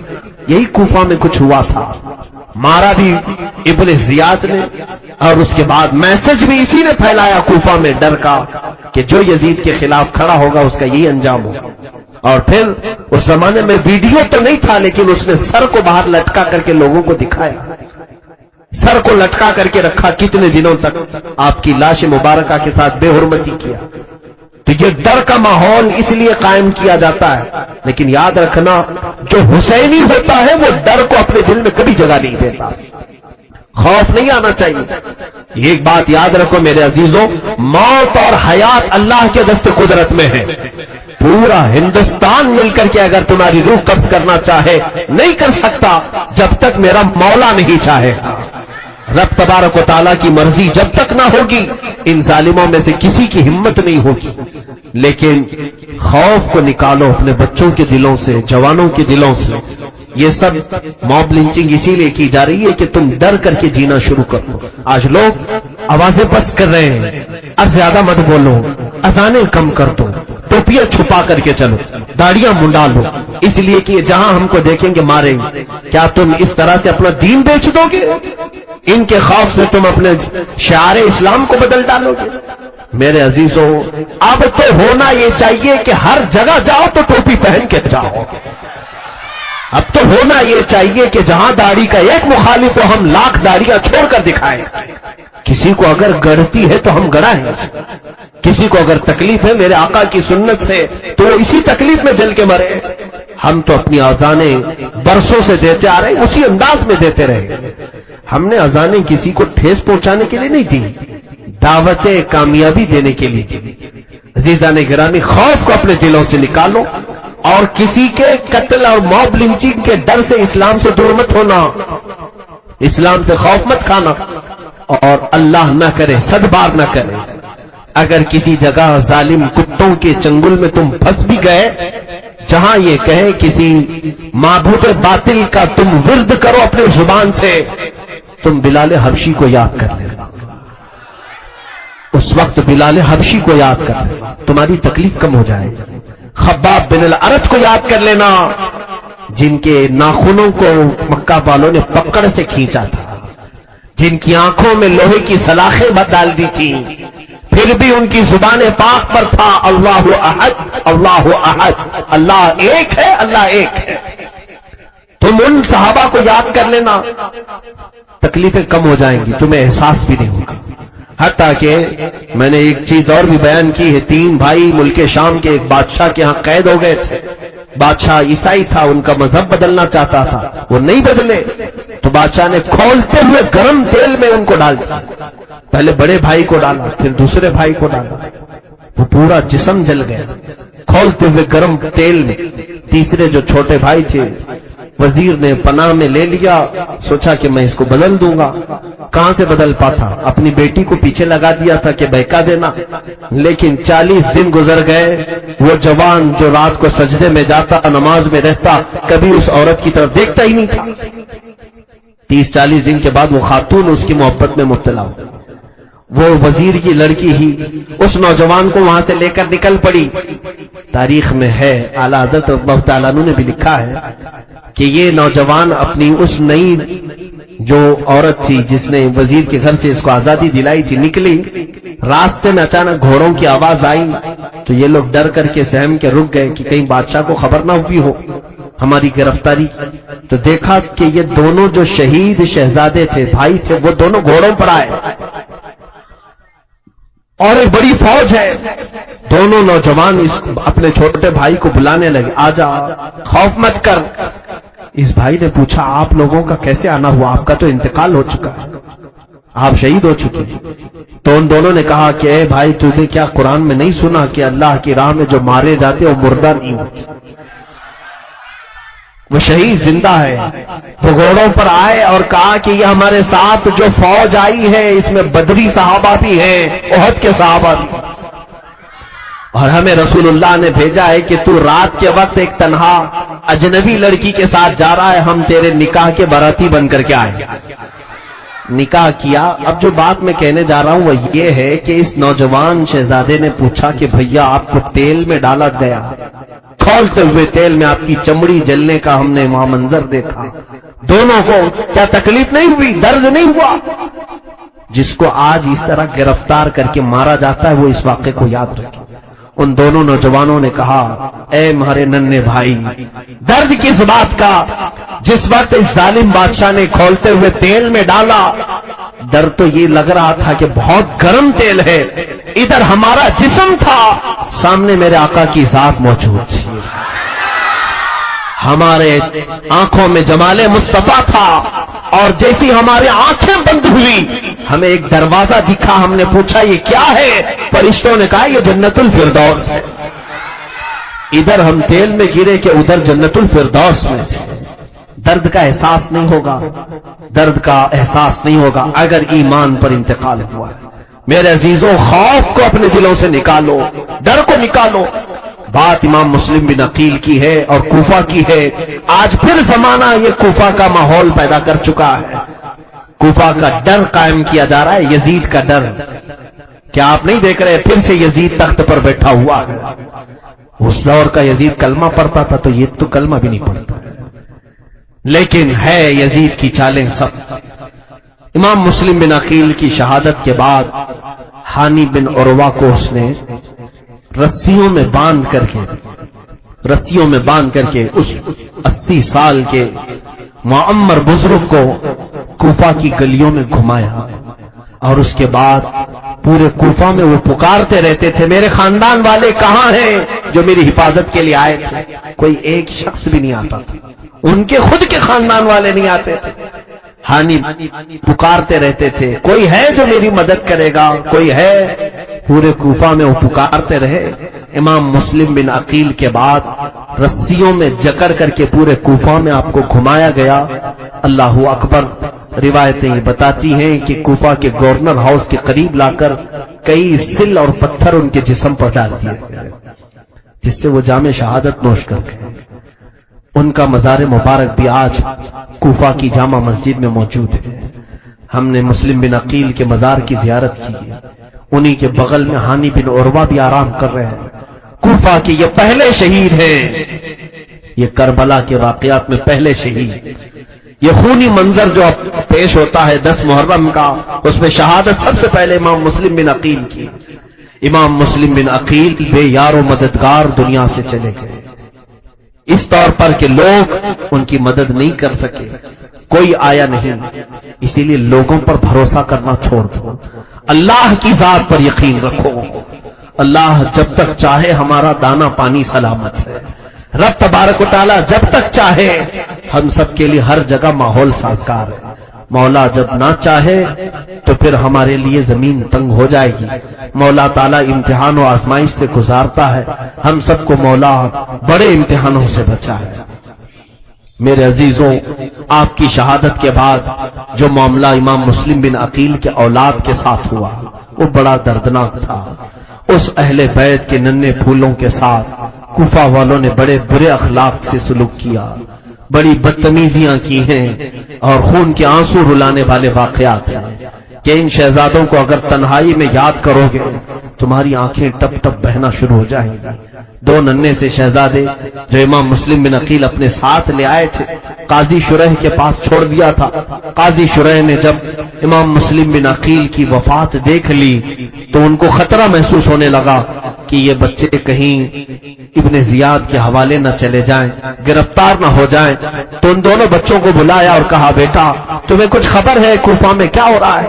وہ ننھے شہزادے پھولوں کی سیج پر کھیلنے والے، اپنے باپ اور ماں کی گودوں میں نرم کھانے والے، ان کو خبر تک نہیں تھی کہ ان کے والد کی وفات ہو چکی ہے۔ اور بھی دردناک انداز میں حضرت قاضی شریح نے ان دونوں بچوں کو کان میں دھیرے سے کہا کہ بیٹا جو تم کو ساتھ کوفہ لے آئے تھے اب وہ تمہارا سایہ نہیں ہے، وہ چھت نکل چکی ہے، تم کھلی دھوپ میں آ چکے ہو، اب کوفہ والے تمہارے جانی دشمن بن جائیں گے، اسی لیے بہتر ہے کہ میں تمہیں مدینے کے راستے پر بھیج دیتا ہوں، تم کسی طرح مدینے پہنچ جاؤ۔ میں پہنچا بھی نہیں سکتا، مدینے پہنچ جاؤ تاکہ تم امن و امان سے اپنی جوانی کاٹ سکو، تم ابھی بچپن میں ہو، ننھی سی کلیاں ہو۔ ان دونوں بچوں کو وہ روتے روتے رات بھر سمجھاتے رہے اور رات کی آدھے پہر گزر جانے کے بعد دونوں شہزادوں کو لا کر کوفہ کی سرحد پر چھوڑ دیا۔ وہ راستہ مدینے کی طرف جانے والا تھا، ایک قافلہ جا رہا تھا اور اس قافلے کی طرف سعد نام کا آپ کا بیٹا تھا، اسے کہا کہ اس قافلے میں ساتھ کر دینا، لیکن اس نے ساتھ نہیں کیا، دور سے دکھایا اور چلا آیا۔ یہ دونوں بچے ننھے سے بھاگ نہیں سکتے تھے، قافلے کو پا نہیں سکے، قافلہ تیزی سے چل پڑا اور یہ تھک ہار کر کے بیچ میں سو گئے اور کوفہ کی سرحد پر ہی رہ گئے۔ اور جب صبح ہوئی تو ابن زیاد نے اعلان کیا کہ سنا ہے کہ مسلم کے ساتھ اس کے دو بیٹے آئے تھے اور جس نے بھی ان دو بیٹوں کو پناہ دے رکھا ہے اسے بھی گرفتار کر لاؤ اور ان بچوں کو بھی لے آؤ۔ تو جگہ جگہ ابن زیاد کی فوج گھومنے لگی ان بچوں کی تلاش میں، ہر جگہ یہ لوگ سرگرداں تھے۔ اچانک اس فوج کو یہ دونوں بچے نظر آ گئے کوفہ کی سرحد پر، تو فوج نے انہیں گرفتار کیا، دونوں بچوں کو لے کر ابن زیاد کے پاس آئے اور حوالے کر دیا۔ ابن زیاد نے دیکھا، پوچھا کیا تم ہی مسلم بن عقیل کے بیٹے ہو؟ وہ دونوں بچے سہم کر کے کہنے لگے ہاں ہمارے باپ کا نام ہی مسلم بن عقیل ہے، اس نے ان کو جیل میں قید کر دیا۔ جن شہزادوں نے جیل کی کبھی ایک دروازے کو تک نہیں دیکھا تھا ان ننھے شہزادوں کو جیل میں ڈال دیا گیا۔ اور پھر ابن زیاد نے کہا میں یزید سے مشورہ طلب کروں گا کہ ان دونوں بچوں کے ساتھ کیا کیا جائے، جو حکم ہوگا میں اسی کے اعتبار سے عمل کروں گا۔ اس اعتبار سے اس نے جیل میں بند کر دیا۔ جیل کا جو داروغہ تھا مشکور نامی، وہ محب اہل بیت تھا، رسول کریم صلی اللہ علیہ وسلم کے گھر والوں سے محبت کرنے والے تھے۔ حضرت مشکور کو ان بچوں کی حالت پر ترس آ گیا۔ ویسے تو کوئی بھی جیلر جیل میں آنے والوں پر کبھی رحم نہیں کرتا، جیل میں آنے والوں پر اگر وہ رحم کرنے لگے تو سارے لوگ دروازہ توڑ کر نکل جائیں۔ یہ جیلر عام جیلر کی طرح نہیں تھا، مشکور نامی یہ محب اہل بیت ان ننھے سے بچوں کو دیکھ کر کے رات کو رونے لگے اور سوچا کہ زندگی میں کوئی کمائی نیکی کی نہیں، آج ایک نیکی کا موقع ملا ہے، ان بچوں کو آزاد کر دیتا ہوں، چھوڑ دیتا ہوں، تاکہ قیامت کے دن بدلے میں مولا تعالیٰ مجھے جنت تو عطا کرے گا، اہل بیت کے ساتھ حسن سلوک کروں گا۔ اس نے دروازہ کھولا، دونوں بچوں کو رات کے وقت نکالا اور لا کر کے کہا، اپنی ایک انگوٹھی دی، کہا تم یہاں سے قادسیہ چلے جانا، قادسیہ وہاں سے قریب ہے، وہاں کے کوفہ وہ قادسیہ کے متولی یا وہاں کا جو گورنر ہے اس سے ملنا، وہ میرا بھائی ہے، اسے یہ انگوٹھی دکھانا، وہ پہچان لے گا اور پھر تمہیں وہ صحیح سلامت مدینے پہنچا دے گا۔ دونوں شہزادوں کو یہ اس مشکور نے آزاد کیا اور صبح ان دونوں شہزادوں کو ایک جگہ چھوڑ دیا اور کہا اس راستے پر چل پڑنا۔ ننھے شہزادے کہاں سفر تنہا کریں، آپ بھی اندازہ کریں، اگر ہمارے گھر کا کوئی 8 سال کا بچہ یا 7 سال کا بچہ اسے شہر کے باہر چھوڑ آؤ گے، کہاں جائے گا، وہ کون سا راستہ چلے گا؟ نہ وہ اس زمانے کا انٹرنیٹ، نہ اس زمانے کے کوئی جدید ترقیات اس آب و گیاہ میدان میں چھوڑ آئے۔ ان شہزادوں نے چلنا شروع کیا۔ خداوند ذوالجلال کی قدرت کے فیصلے کیا تھے یہ اللہ بہتر جانتا ہے۔ وہ شہزادے چلتے رہے، راستہ بھٹک گئے، راستہ ایسا بھٹکے کہ نہ وہ قادسیہ پہنچے نہ مدینے کے راستے پر آئے، سیدھے پھر کوفہ کے دروازے پر ہی آ گئے۔ घूमते हुए कूफा के दरवाजे पर आए। इधर सुबह हुई इब्ने जियाद को खबर हुई कि मशकूर ने जेल से दोनों शहजादों को आजाद कर दिया। तलब किया, पूछा कि तूने क्या ये दोनों शहजादों को आजाद किया है? उसने कहा हाँ। कहा ऐसा क्यों किया? कहा इसलिए कि वो खानदाने रसूल के बच्चे थे, उन्होंने तेरा कुछ बिगाड़ा नहीं है। मैंने ये सोचा रसूल के शहजादे अगर जेल में आ जाएं तो फिर उम्मत के आजाद रहने का मतलब क्या होता है? पूरी उम्मत आजाद हो, रसूल का घर जेल में हो, ये मुझे गवारा नहीं हुआ, मैंने आजाद कर दिया। कहा क्या तुझे मेरा खौफ नहीं था? मशकूर ने कहा जिसके दिल में अल्लाह उसके रसूल का खौफ हो वो तुझ जैसे जालिमों का खौफ नहीं रखता। उसने सामने ही इस तरह कहा तो इब्ने जियाद बरहम हो गया और कहा अब सुन ले तू, तेरे साथ मैं वो सुलूक करूंगा तेरे साथ कि दुनिया में ऐसी मौत किसी की नहीं हुई होगी। मशकूर ने कहा अलबत्ता तू जो चाहता है वो कर लेता है जुल्म ज्यादती के साथ, लेकिन मेरा यकीन ये कहता है तू गुस्ताखे अहले बैत है, रसूलुल्लाह के घर वालों का खून तेरे हाथों में लगा है, तेरी मौत ऐसी होगी कि क़यामत तक तेरी मौत को बयान किया जाता रहेगा।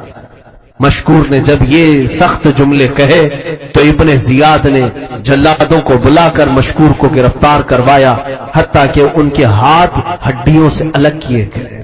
दोनों हाथों को हड्डियों से तोड़ करके अलग किए गए और उनके घुटने फोड़े जाने लगे। मशकूर हर सजा पर इलाहल आलमीन में सिर्फ इतना कहते जाते, ऐ अल्लाह तू गवाह रहना, ये सजा मुझे मोहब्बत अहले बैत में दी जा रही है, रसूल के घर वालों से वफा करने की मुझे सजा दी जा रही है। और इसी असना में उनकी जुबान बंद हो गई और मशकूर को भी वहीं पर शहीद कर दिया गया। कितनी मौतें कूफा में हुई। जो जो खानदान रसूल से मुल्हिक था, थोड़ा बहुत ताल्लुक रखता था, इब्ने जियाद जालिम ने चुन चुन करके मारना शुरू किया। ये दो शहजादे नन्हे से ये मुस्लिम बिन अकील के कलेजे के टुकड़े निकले तो थे, निकलकर दरियाए फुरात के करीब एक दरख्त की ओट में बैठे हैं। कभी दरियाए फुरात से पानी पीते हैं, जल्दी से उस दरख्त की ओट में अंदर छुप जाते हैं। उन्हें डर था कि कूफा वाले हमारे जल तलाश और जुस्तजू में होंगे, न जाने कौन पकड़ेगा, कौन गिरफ्तार करेगा। कैसा खौफ का माहौल था। हाशमी घराने में ये दोनों बच्चे वहीं पर दुबके हुए दरख्त के नीचे बैठे थे। एक खातून वहां पर आई पानी भरने के लिए, उसकी नजर गुलाब जैसे हसीन चेहरों पर पड़ी तो वो करीब आकर के पूछती है, ए बच्चों तुम कौन हो? दोनों बच्चों ने आपस में एक दूसरे का मुंह देखा, कहा कि अगर बताएंगे हम मुस्लिम बिन अकील के बच्चे हैं, कहीं ये औरत फिर इब्ने जियाद के पास न ले जाए। वो सहम करके एक दूसरे को देखने लगी। वो औरत कहती है, मुझे ऐसा लगता है तुम किसी बड़े खानदान के हो, कहीं ऐसा तो नहीं कि तुम मुस्लिम बिन अकील के बच्चे हो? वो डर गए और उनको सच बोलना बचपन से सिखाया गया था। उन्होंने कहा, हाँ ए खातून, हम मुस्लिम बिन अकील की औलाद हैं। वो खातून कहती है, डरो मत, घबराओ मत, मैं तुम्हें बहुत अच्छे घर ले जाती हूँ। मेरी मालिका मुहिब्बे अहले बैत है, वो फातिमा तो ज़हरा की कनीज है, वो खिदमत कर चुकी है रसूलुल्लाह के घर में, वो तुम्हें देखेगी खुश हो जाएगी। दोनों बच्चों को वो खातिमा साथ ले आई और जैसे ही घर आई उसकी मालिकन से उसने कहा, आज हमारी ईद है, आज हमारे घर में खुशियां हैं। कहा क्यों? कहा मुस्लिम बिन अकील के दो शहजादे कूफा जिनका खूनी दुश्मन बन चुका है, हमारे घर वो मेहमान बनने वाले हैं। वो औरत फर्ज मोहब्बत में बाहर आई, दोनों शहजादों को बेइख्तियार चूमना शुरू करती है, क्योंकि बरसों बाद उसने फातिमा तो ज़हरा की शबीह इन बच्चों में पाई थी। सैयदा कायनात के अखलाक इनमें देखने को से मिलते। सारों कतार रोती रही, इन बच्चों को ले जाकर नहलाया, इनके बाल साफ किए, इतनी धूल से इनके चेहरे अटे हुए थे। ये हाशमी गुलाबों को धूल ने जकड़ लिया था। उस खातून ने इनको पाको साफ किया और नरम बिस्तर पर खाना खिलाकर सुलाया। ये वो मुहिब्बे अहले बैत खानदान, ये घर ऐसा था जो रसूलुल्लाह के घर वालों से मोहब्बत करने वाला था। رات بھر وہ خاتون بارگاہ الہی میں شکر بجا لانے لگی، اے مولا تیرا کروڑ کروڑ شکر و احسان ہے کہ مجھ جیسی عورت کے گھر تو نے ہاشمی بچوں کو مہمان بنایا ہے، اے اللہ تو نے مجھ سے یہ خدمت لی ہے، میری خدمت میں کوئی کمی اور کوتاہی نہ ہونے پائے۔ وہ تسبیح پڑھتی رہی اور رات کو دعائیں کرتی رہی۔ سوئے اتفاق ایسا ہے کہ اس کا شوہر حارث نامی بڑا ہی شرابی بدکار انسان تھا، اور اسے خبر تھی۔ رات آیا تھک ہار کر کے، پوچھا عورت نے آج اتنا کیوں تھک گئے ہو؟ کہا بات در حقیقت یہ ہے، عبیداللہ ابن زیاد امیر کوفہ نے اعلان کیا ہے کہ قاضی مشکور داروغہ جیل نے مسلم بن عقیل کے دونوں بچوں کو جیل سے آزاد کر دیا ہے، مشکور کا قتل ہو گیا، ابن زیاد نے مار دیا ہے، اور ان دونوں بچوں کو تلاش کرنے کا حکم جاری ہوا، جو ان دونوں بچوں کو لائے گا اسے منہ مانگا انعام دیا جائے گا۔ اور ابن زیاد نے کہا ہے کہ 100 اونٹ انعام میں دیا جائے گا۔ بیگم نے پوچھا تو کیا ہوا؟ کہا بس انہی بچوں کی تلاش میں میں پورا کوفہ چھان مارا، اسی اسنا میں میرا گھوڑا بھی گم ہو گیا، مجھے پیدل چلنا پڑا، تھک ہار کر کے یہاں پہنچا ہوں۔ اس عورت نے اسے سمجھانا شروع کیا کہ دیکھ تو بدبختی کو دعوت نہ دے، دنیا کی لالچ میں تو خاندان اہل بیت کے ساتھ برا نہ کر، کہیں ایسا نہ ہو کہ تیرا ہاتھ فاطمہ کے شہزادوں کے خون سے رنگ جائے اور دنیا تجھ پر لعنت کرے۔ اس کی بات کچھ سمجھ میں نہیں آتی تھی، وہ شراب کے نشے میں دھت تھا، اس کو مال چاہیے تھا، پیسہ چاہیے تھا۔ اس نے اپنی بیگم سے کہا تو ہٹ جا، سو جا۔ وہ عورت اسے سمجھاتے سمجھاتے سو گئی۔ اسے ڈر بھی تھا کہ شہزادے میرے گھر میں ہے، میرا ہی شوہر ان بچوں کے خون کا پیاسا گھوم رہا ہے۔ رات کا وقت تھا، دونوں بچے بستر پر سوئے ہیں۔ باپ یہ دونوں بچے محمد اور ابراہیم خواب دیکھتے ہیں، خواب دیکھ کر کے بے قرار ہو کر اٹھ گئے۔ محمد رضی اللہ تعالیٰ جن کی عمر 8 سال کی تھی، بڑے شہزادے بیدار ہوئے، اپنے ننھے بھائی کو جگایا، ابراہیم اٹھ جاؤ اٹھ جاؤ۔ کہا کیا ہوا؟ کہا میں نے خواب دیکھا ہے، خواب دیکھا ہے۔ چھوٹے شہزادے نے بھی کہا میں نے بھی خواب دیکھا۔ کہا تم نے کیا دیکھا؟ کہا میں نے بابا جان کو دیکھا۔ امام مسلم بن عقیل کے بارے میں کہہ رہے تھے، ابا جان کو دیکھا، ان کا کرتا پورا خون میں تر بتر تھا، اور رسول اللہ صلی اللہ علیہ وسلم کے پاس چلے جا رہے تھے۔ آق صلی اللہ علیہ وسلم کو دیکھا، ابو بکر عمر بھی ان کے ساتھ تھے، علی مرتضیٰ بھی تھے۔ میرے بابا آگے بڑھتے گئے، میرے آقا صلی اللہ علیہ وسلم نے پوچھا اے مسلم تنہا آ گئے، اپنے بچوں کو ظالموں کے حوالے کر کے آ گئے، اپنے بچوں کو کہاں چھوڑا ہے؟ تو بابا رسول اللہ سے کہہ رہے تھے آقا میرے پیچھے پیچھے ہی وہ بھی آنے والے، میرے پیچھے ہی عنقریب وہ آنے والے، میں نے خواب میں یہ دیکھا ہے۔ یہ کہہ کر کے بچے دونوں لپٹ کر کے رونے لگے، ایک دوسرے سے لپٹ کر رونے لگے۔ کہا ایسا لگتا ہے کل کی صبح ہماری بھی آخری صبح ہوگی، کیونکہ خواب ایسا دکھایا جا رہا ہے، خواب میں ایسی علامتیں دکھ رہی ہیں کہ بابا نے کہا کہ ہمارے پیچھے والے ہیں، شاید ہماری زندگی اب اس کے بعد نہیں چلے گی۔ دونوں لپٹ کر کے زاروں قطار رونے لگے، آنسوؤں سے ان کے چہرے بھیگ گئے، آوازیں بلند ہو